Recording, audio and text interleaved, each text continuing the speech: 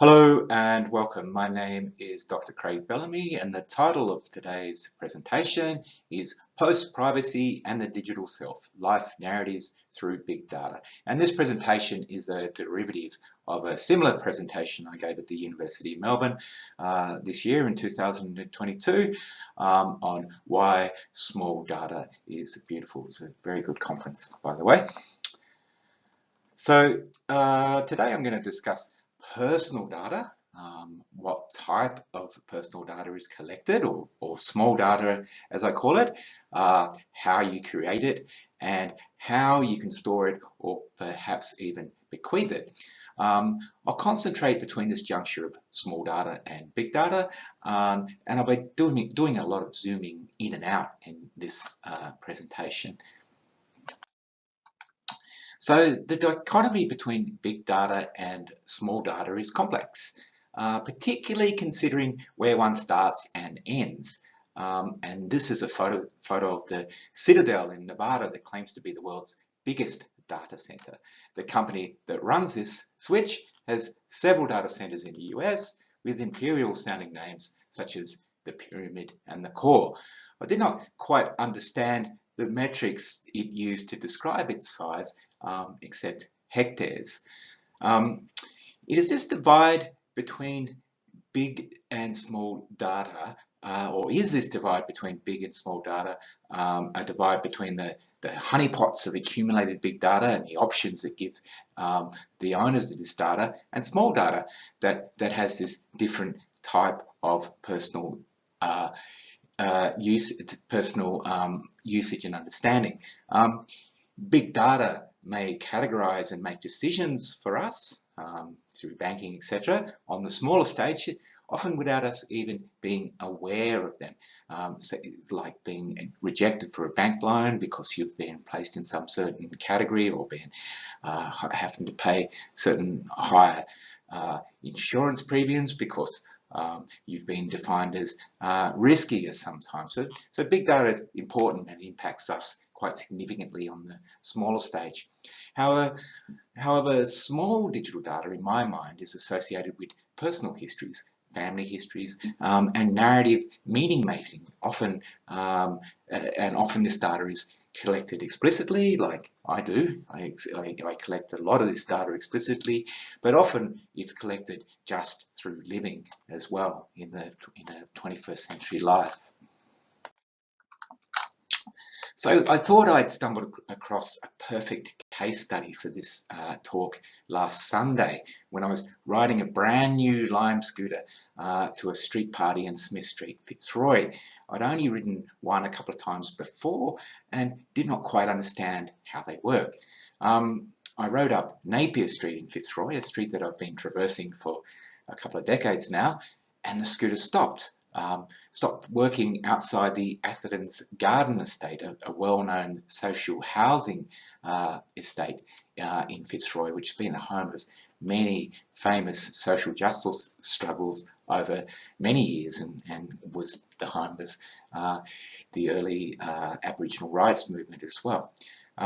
So I received a warning on my phone that said restricted area, and I could not power the scooter nor leave it there. I assumed that restricted area meant poor people, or bad area in US parlance, and that some Californian algorithm had decided that I could not ride up this important thoroughfare that I'd been riding up for the past 2 decades.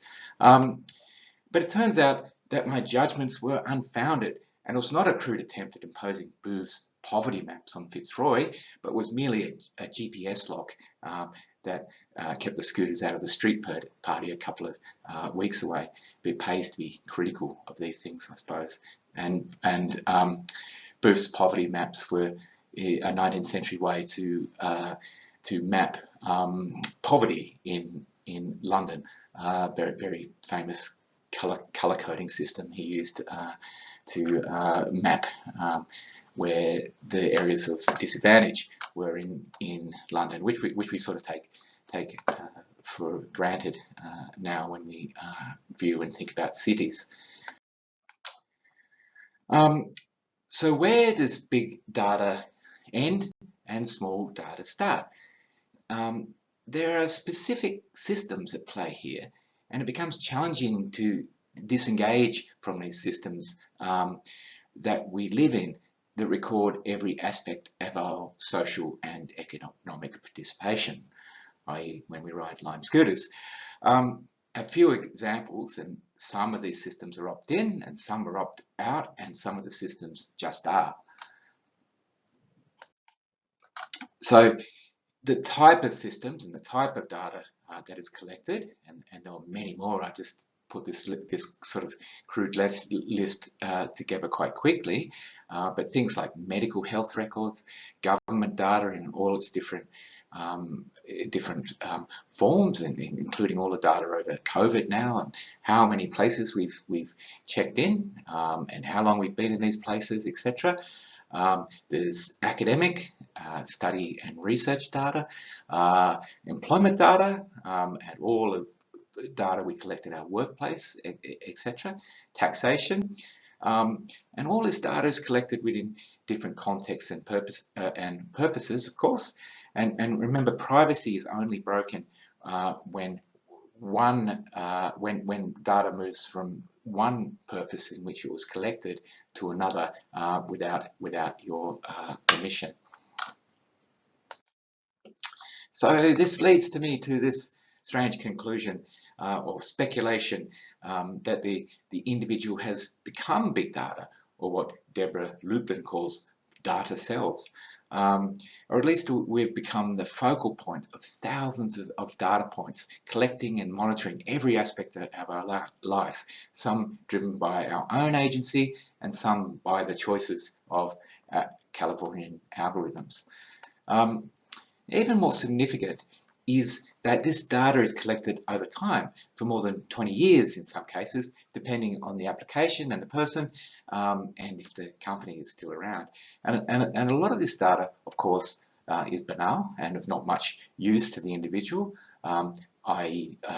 itemized lists of what you bought at Woolies on the 7th of January 2004, but some of it may be of value if you narrativize it and place it in a broader life narrative or family history. Data such as photos, diaries in various forms, and other newer forms of data all record our existence. The point I'm trying to make is that this data is already there, so it often pays to be aware of it, to curate it where possible, make meaning from it, and consider what would happen to it if it got in the wrong hands or if we die.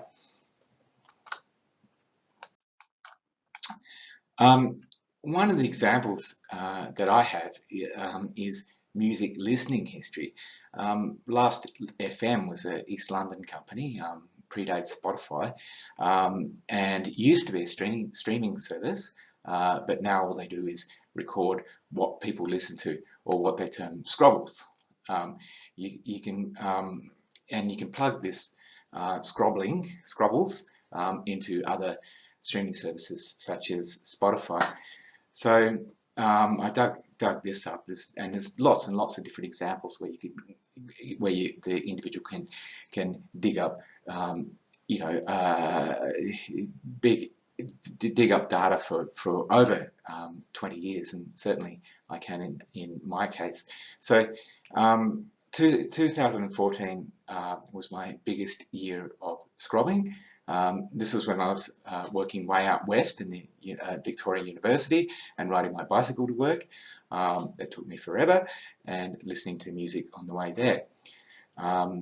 2015, I was off the grid, traveling in South America, and I'm not quite sure what I was doing in 2012, which is totally blank.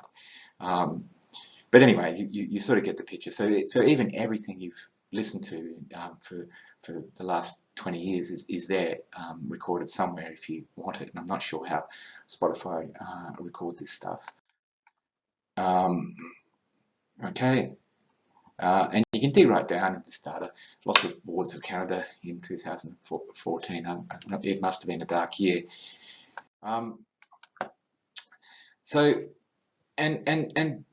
But apart from listening data, there's other kinds of data. You could also look at health data that's accumulated through your smartwatch. these sort of things. But one of the richest and scariest forms of personal data is from Google Timeline. And I'm sure many of you are familiar with this. It records and maps your GPS location from your phone and places it in an historical timeline. It also can match the photos you've taken on that day to the timeline as well. I've had my timeline turned on since September 2003, which records every location I've been through for the past 8.5 years. So this is just one example. This day I rode to work, 18.8 kilometres return on the capital city with trail, and it categorises whether I'm on a bicycle, or knows whether I'm on a bicycle or a motorcycle, or walking, etc. It categorises this automatically. I went to the Dancing Dog Cafe for coffee about 10 a.m, rode back to Fitzroy, went to the Veggie Bar for dinner at 7:09 p.m, and then went to the Naked for Satan for drinks in the evening. And if I had a smartwatch at the time, which I didn't, I would know how much my heartbeat was when I was riding to work, if I was stressed, and if I slept good in the evening. Again, it's not insignificant, these things. So meaning that this is a record of every single location over a 24-hour period for 8.5 years. So a lot of stuff you can use if you needed to or wanted to narrativize or think about a particular place and time that may be significant in your own personal history. Okay, so we move on to diaries, and diaries are of course an essential and traditional way to record daily events and reflect upon important life junctures and life narratives. And diaries and diary-like practices can now take many forms, i.e. like Facebook, I suppose, and also video diaries, blog posts, social media posts, and verbal and acoustic or recordings, voice recordings, these sort of things. Lots and lots of different ways that we sort of diarise our lives now. And I've kept a traditional diary from I kept a traditional diary from 1998 until 2014. But in 2015, when I took a sabbatical year and went to South America, and I was concerned about someone discovering it when I was overseas. So what I did is I digitized all these diaries. So it took me forever to digitize them. It was 26 years of 365 days a year, or 9,500 pages.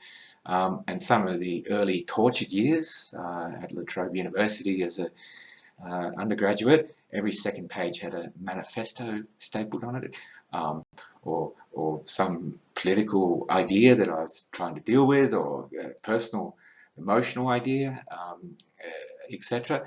So this made digitisation even tougher. I'm very, very glad I did it. So since 2014, I've used a digital diary tool, which is cool because you can put photos and sound and other media types in it. I've also started writing a forward diary a few years ahead with judgmental posts reminding me to do certain things or reflect on important decisions that I made or did not make in the past. And an advantage of having your diaries in textual form such as this is you can search them, dig up past events, or even use textual analysis techniques to represent them differently, i.e. Think about the mojo years or even the morose years. However, I've not done this, but remember, once you've got text, you've got a lot of text in digital form, it can be represented in other ways as well. So it goes from being a diary to some other representation of that diary. So, and emails, another great repository of personal history. And of course, there's a rich archive of life narrative, and email used to be quite wonderful. It was never so banal as it is today. Um, and yeah, and when I had too much time on my hands, when I was much younger, I used to spend days writing long emails on academic and political discussion lists. Get up in the morning at 8 a.m. and spend 4 or 5 hours writing a huge email to a discussion list. But in 2006, about the time that what we term Web 2.0 emerged, I was convinced email would die as an application. I still really hope it will one day. So what I did is I archived all my emails, reflected upon them, and categorized them according to categories such as belligerent, huff and puff, and email escapism, and these sort of things. Email used to be its sort of its own world, and I called this the death of email. So the short history of email is the history of the internet's killer application, an application that couldn't upscale to the commercial realities of the global stage. Spam killed email, volume killed email, chat killed email, RSS feeds, social software, wikis, and blogs killed email. For most people, what was once the tool that promised a network conviviality became the mind bog of the information age. Rest in peace, email, 2006. And of course, that didn't happen, but I've got a nice archive here of these emails. And like diaries and emails, one of the most crucial forms of recording life narratives is photography. GPS maps and GPS can map where the photo was taken, and of course you can embed it in your Google timeline or other maps. Furthermore, it can be searched by traditional metadata such as place and time, or newer thematic AI means such as forest and camping and mountains and dancing, etc. This is particularly Google Photos that can categorize photos according to themes. So this is a heat map of all the photos I've taken between 2006 and 2022, geolocated and time-stamped. During this period, I had a pretty heavy teaching load, so did not leave Australia as much as I had in the previous periods. And I suppose you could call this distant reading of photographs, or zooming right out to see where all the photos we're taking. Of course, there's lots of Melbourne and Tasmania, and not much of Sydney. It's probably a good thing. There's a well-trodden path to northern New South Wales, a bit of the outback, a bit of Queensland. There's no WA, and I haven't been to WA as yet. So where is this leading me?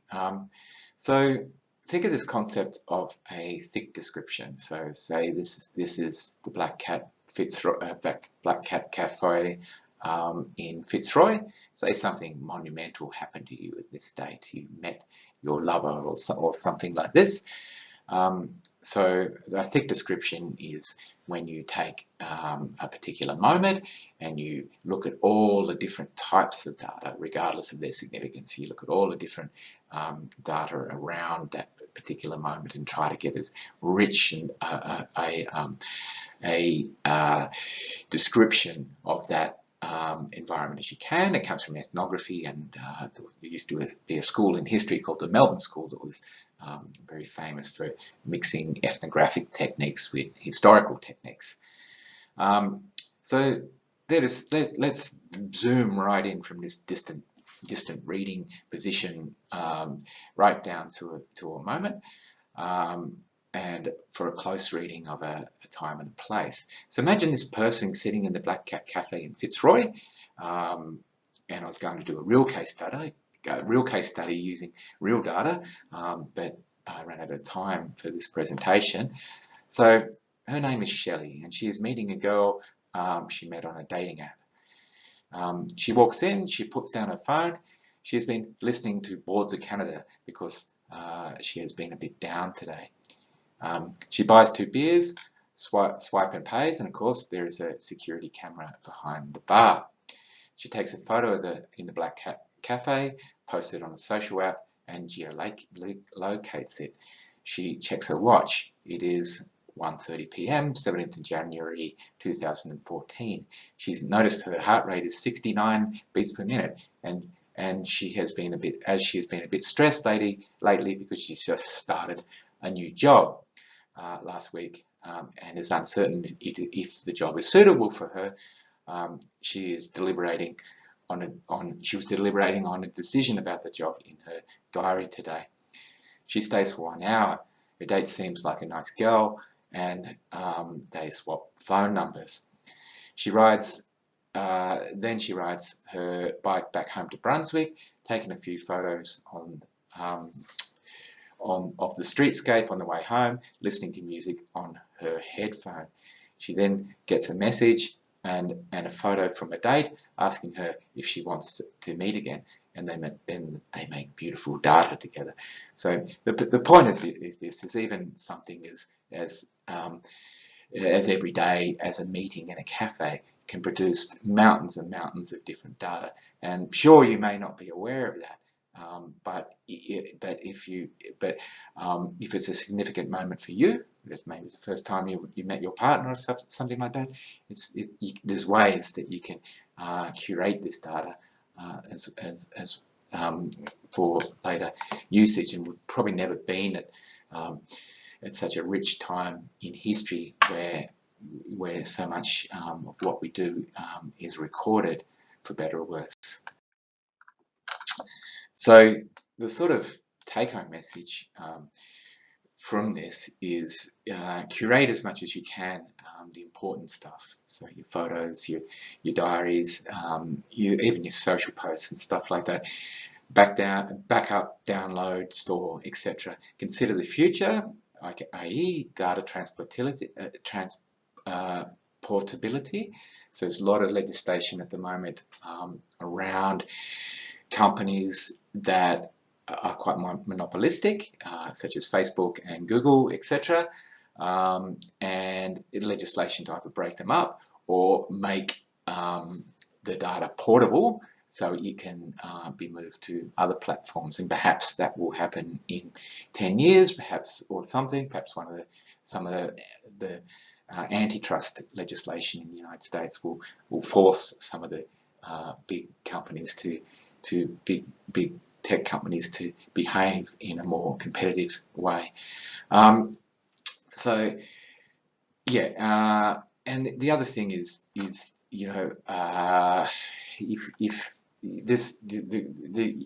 data is often a great legacy. So think about how it will may be used if anything happens to you, etc. So how would you bequeath it to your children or lovers, or etc. And also, what would happen if it fell into the wrong hands? And so Google has what's called a inactive account manager. So that's something like that timeline, right? If you never wanted someone to see the timeline of everywhere you've been for the last 20 years and something happens to you, you can turn on Google Account Manager and notify it to delete all your data if your account is inactive for more than 3 months, right? So I've had this turned on for quite some time now. So yeah, so also you think about sort of the secret things, the stuff that you wouldn't want your parents to see or you wouldn't want your lover to see, etc. Think about what would happen with those things if something ever happened to you. Yeah, and so yeah. Anyway, thank you very much for listening to me today, and that's it. And I'm available online at txtcraigbellamy@gmail.com. That's txt Craig Bellamy, my name, at gmail.com. So send me an email if you've got any observations, etc. Thank you very much. Bye bye.